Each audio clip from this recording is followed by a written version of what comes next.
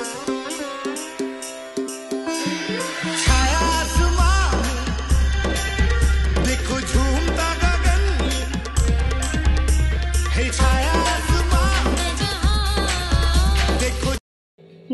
বন্ধুরা, সুধুবাস kitchen with ব্লগে সবাইকে স্বাগত।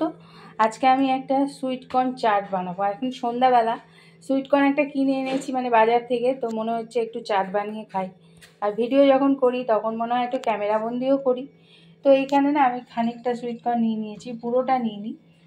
আর মানে কী দিয়ে বানাবো সেটা, যেটা দিয়ে জেনারেলি হয় পেঁয়াজ কুচি, শসা কুচি, একটু লঙ্কা কুচি নিয়েছি, আমরা ঝাল কম খাই বলে। আর এখানে টমেটো কুচি, ধনেপাতা আর লেবু নিয়েছি, দেখতে পাচ্ছ 2 টুকরো লেবু নিয়েছি। একটা লেবুকে 2 ভাগ করে নিয়েছি, এটা একটাই লেবু, তো 2 টুকরো লেবু নিয়েছি।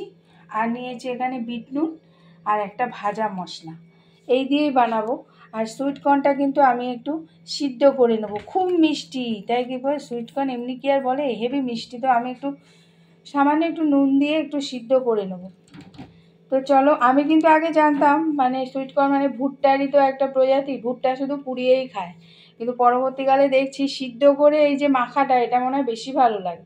তো চলো, আমি একটুখানি গরম জল বসিয়েছি, তাতে সিদ্ধটা করে নিই। গরম জল বসিয়ে দিয়েছি, এতে আমি সামান্য একটু নুন দিলাম, দিয়ে সুইট কর্নগুলো একটু সিদ্ধ করে নেব। যদিও সুইট কর্নগুলো কিন্তু খুবই কচি, হ্যাঁ, মানে এক একটা থাকে না খুব মানে খেলে পরে কেমন জানি হয়ে যায়, শক্ত লাগে, এটা কিন্তু খুব কচি। তো যাই হোক, একটু সিদ্ধ হোক, আবার ফিরে আসছি। এটা 15-20 মিনিট একটু সিদ্ধ করে নিলেই হবে, হয়ে এসছে। আর একটু রেখে আমি তুলে নেব।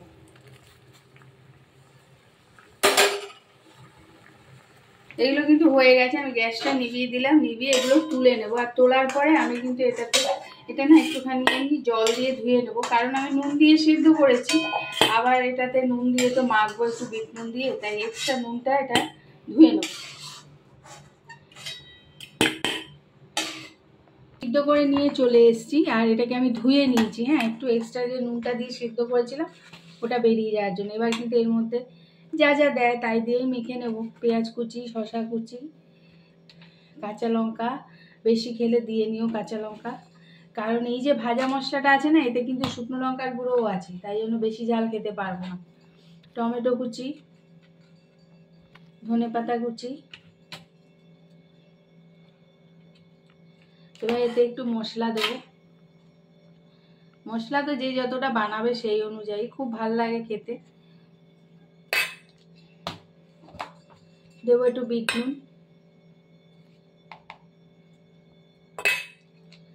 এবার কিন্তু এগুলো একটু মাখিয়ে নিই, তারপর লেবুর রসটা দেবো।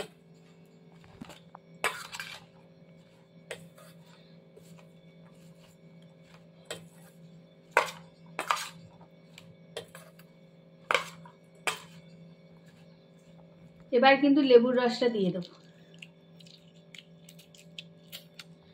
সন্ধ্যাবেলা কিন্তু ভালোই লাগে খেতে, বেশ টুকটাক একটু খেতে ভালো লাগে না, এটা কিন্তু বানিয়ে খেতে পারো, ভীষণ ভালো লাগে। যারা খাও তারা তো জানোই। এই যে লেবুগুলো চিপে দিয়েছি, খেতে কিন্তু দারুণ হয়েছে। তো খুব সাধারণ সিম্পল একটা খাবার দেখালাম, যদি ভালো লাগে তাহলে সাথে থেকো, আর আসবো পরবর্তী কোনো ভিডিও নিয়ে। আর এইভাবে সাথে থাকার জন্য সকলকে অসংখ্য ধন্যবাদ। সবাই ভালো থেকো, আজ আসি।